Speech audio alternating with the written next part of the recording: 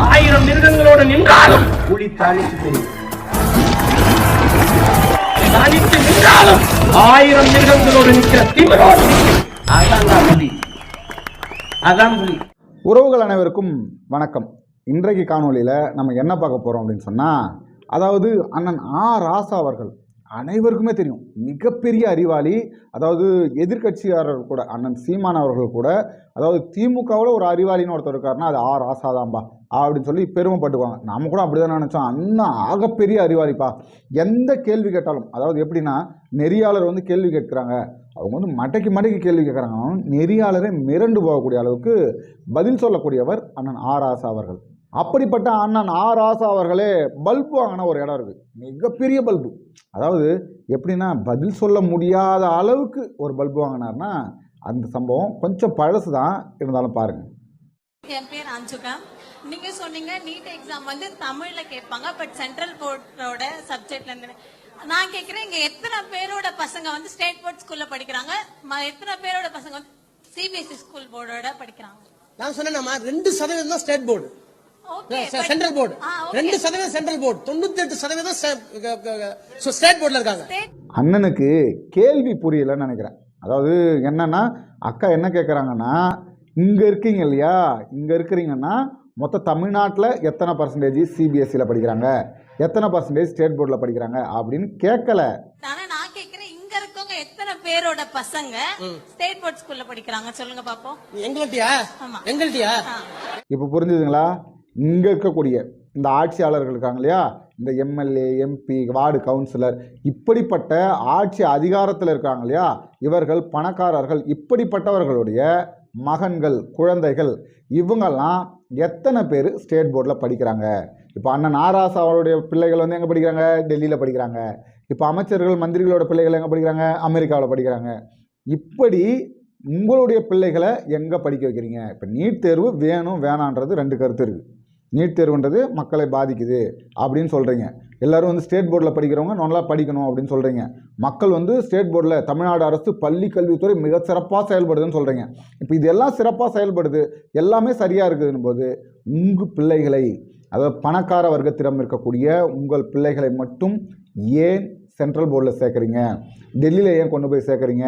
நீங்கள் ஏன் வெளிநாட்டில் கொண்டு போய் படிக்க வைக்கிறீங்க? இந்தியே வேணாம்பா.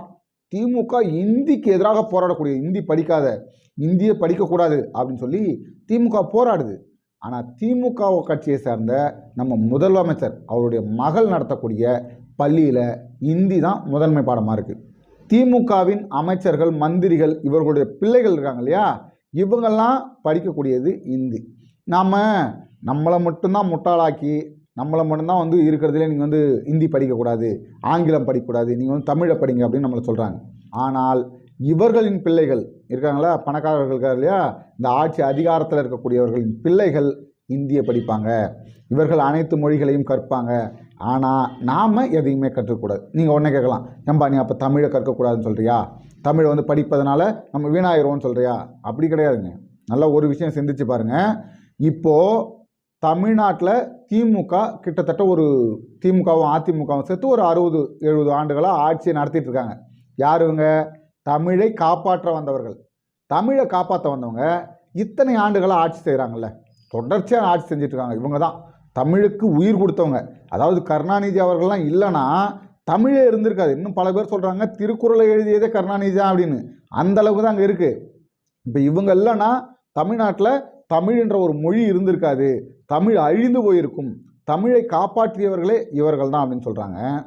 ஆனால் இவர்கள் ஆட்சி காலத்தில், இவங்க தானே போல ஆட்சி பண்ணாங்க, ஏன் தமிழ் இன்னும் வளரல? ஏன் இன்னும் வீடுகளில் முழுமையாக தமிழை பேசக்கூடிய திறமை வரல? ஏன் இன்னும் பல தமிழ் சொற்களுக்கு, பல ஆயிரம் தமிழ் சொற்களுக்கு தமிழில் விளக்கமே தெரியல? யார் தமிழை பேசுகிறாலே புரியல. ஆனால் ஆங்கிலத்தில் பேசுகிறோம், சேருன்றோம், நம்ம வந்து சுவிட்சு போடுன்றோம், இந்த லைட்டை போடுன்றோம், இவ்வளவுலாம் இருக்குது. ஆனால் ஏன் தமிழ் அந்த அளவுக்கு வளரல? ஆங்கிலம் ஏன் அந்த அளவுக்கு வளர்ந்துச்சுன்னா, பெரியார் ஆங்கிலத்தை ஊக்குவித்தார். ஆங்கிலம் தான் படிக்கணும், ஆங்கிலம் அறிவு, அதை படிங்க, வேலைக்காரியிடம் கூட ஆங்கிலத்தில் பேசுங்க, நீங்கள் தமிழில் பேசாதீங்க அப்படின்னு சொல்லி இதையெல்லாம் முன்னெடுத்தது பெரியார். அதை வழிமொழிந்து இன்னைக்கு ஆங்கிலம் மிகப்பெரிய அளவில் வளர்ந்து தமிழை நாசம் செய்ததுக்கு காரணம் இந்த திமுக. அப்படிப்பட்ட திமுக என்ன பண்ணும் தெரியுமா? தன்னுடைய பிள்ளைகளை கொண்டு போய் செல்வ செழிப்பான இடத்துல படிக்க வைக்கும். நல்லா பாருங்களேன், நீட் தேர்வு வேணான்றோம். நீட் தேர்வு வேணாம், நீட் படிக்காதீங்க, அதாவது மக்கள் வந்து நீட்டுக்கு எதிராக போராடணும் அப்படின்னு சொல்கிறோம். எத்தனையோ அதாவது மருத்துவ படிப்பில் ஆர்வம் இருக்கக்கூடிய ஏழை எளிய மாணவ மாணவிகள் கிட்டத்தட்ட இது வரைக்கும் ஒரு 40-50 பேர்கிட்ட தற்கொலை செய்தே செத்து போயிட்டாங்க. இந்த நீட் தேர்வை எங்களால் எழுத முடியலைங்க, நீட் தேர்வு எங்களுக்கு ரொம்ப ரொம்ப கடினமாக இருக்குது அப்படின்னு சொல்லி இறந்து போயிருக்காங்க.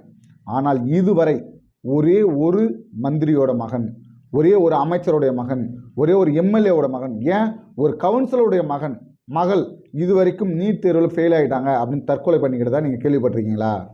பண்ண மாட்டாங்க. ஏன் பண்ண மாட்டாங்கன்னா, அவர்களால் பணம் கொடுத்து எதையும் விலைக்கு வாங்க முடியும். சரிங்களா? அவர்கள் உயர்தர கல்வி இருக்கக்கூடிய மிகப்பெரிய ஒரு பள்ளிகளில் படிப்பாங்க, அரசு பள்ளிகளில் படிக்க மாட்டாங்க. அரசு பள்ளிகளில் படிக்கக்கூடிய மாணவ மாணவிகளுக்கு தான் இப்படிப்பட்ட சவால்கள் வரும், இப்படிப்பட்ட சிக்கல்கள் வரும். அதனால் அவர்கள் அதை பற்றிலாம் கவலைப்படுவதே கிடையாது. அண்ணன் ஆராசா போன்ற அறிவாளிகள் தன்னுடைய அறிவுகளை மேடைகளில் மக்கள் முன்பு மட்டும்தான் காட்டுவாங்க. எப்படின்னா, மேடைகளில் மக்கள் மௌனித்து இருக்கணும். நாமெல்லாம் உட்காந்துட்டு இருக்கோமா, அவர் மட்டும் பேசுவார். அப்போ அவர் வந்து மிகப்பெரிய ஜீனியஸாக தெரிவார், மிகப்பெரிய ஒரு அறிவாளியாக நம்ம கண்ணுக்கு தெரிவார். ஆனால் இந்த மாதிரி கேள்விகளை கேட்கும்போது அவர் எப்படி திணறாரு பாருங்களேன். கேள்வி கேட்கறதுக்கு ஆரவாரமா இருக்கும். வேற சென்ட்ரல் போர்டில் படிக்க, அதுக்கு தான் சொன்னேன் நல்ல கேள்வி. தயவுபடி நல்ல கேள்வி, ஒரு 5 நிமிஷம் செலவு பண்ணலாம், தப்பு இல்லை.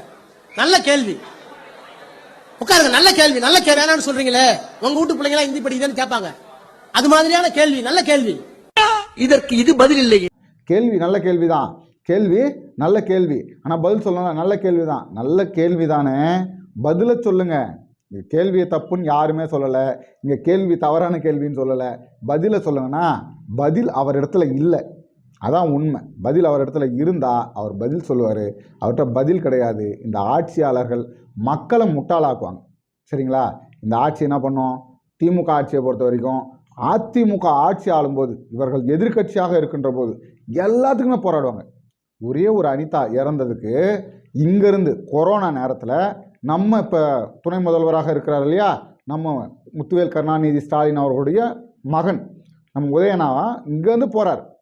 கொரோனா நேரத்தில் யாருங்கேருந்து வெளியில் போகக்கூடாதுன்னு சொன்ன ஊரடங்கு உத்தரவு இருந்த நேரத்தில் அவர் போய் அந்த சடங்கை பார்த்துட்டு வராரு.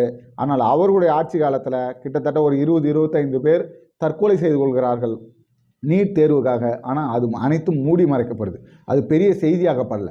ஆனால் அனிதாவிடம் சென்ற நீங்கள் ஏன் மற்ற மாணவர்களிடத்தில் செல்லலைன்னா, இப்போ ஆள்றது திமுக ஆட்சி. சாராயம் வித்தா திமுக ஆட்சி வந்து போராடும், அதிமுக சாராயம் வித்தா போராடும். ஆனால் திமுக ஆட்சியில் டாஸ்மாக் கடை மட்டும் இல்லை, கள்ளச்சாராயமும் தெருவு ஓடும். கள்ளச்சாராயம் தெருவு ஓடும், அவன் குடிச்சிட்டு சாவான். அதாவது ஒரு கொலை நடந்தாலே திமுக களத்தில் இறங்கி போராடும். ஆனால் அதிமுக ஆட்சி காலத்தில் போராடின திமுக தன்னுடைய ஆட்சியில் ரவுடிசத்தை பெருக்கி தெருவுக்கு தெருவு, அதாவது ஒரு இடம் இல்லை, தெருவுக்கு தெருவு ரவுடிகளை உருவாக்கி கிட்டத்தட்ட ஒரு 100, 200, 300 படுகொலைகளை அதிகரிச்சுட்டே போகும். மின் கட்டணத்தை உயர்த்தினா போராடுவாங்க. ஆனால் இவங்க ஆட்சியில் மின் கட்டணத்தை ஒரு ஆண்டுக்கு 2 முறை ஏற்றுவாங்க. இப்படி இருப்பதிலே நம்ம வந்து பார்த்ததிலே இருக்க கேவலமான ஒரு ஆட்சி திமுக ஆட்சி தான். திமுக ஆட்சியை மாதிரி ஒரு நரகம் வேறு எதுவும் கிடையாது. அதை இன்னும் இருக்கக்கூடிய 2 ஆண்டுகள் நமக்கு உணர்த்தும். சரிங்களா? இப்போ மட்டும் முடிஞ்சிடல, இப்போ தான் ஆரம்பிச்சிருக்கு. இன்னும் 2 ஆண்டுகள் நரகத்தின் வாசலில் நம்மை கொண்டு போய் நிறுத்தும் என்றதில் மாற்று கருத்து இல்லை. காசு வாங்கிட்டு ஓட்டு போட்டோம்னா இப்படிப்பட்ட வாழ்க்கையை அனுபவிச்சே தீரணும். மக்கள் சிந்தித்து செயல்பட்டால் மட்டும்தான் நல்ல வாழ்க்கையை வாழ முடியும் என்றதில் மாற்று கருத்து இல்லை. அடுத்தது ஒரு காணொலியில் உங்களை சந்திக்கும் வரை உங்களிடமிருந்து விடைபெறுவது உங்கள் அன்பழகன்.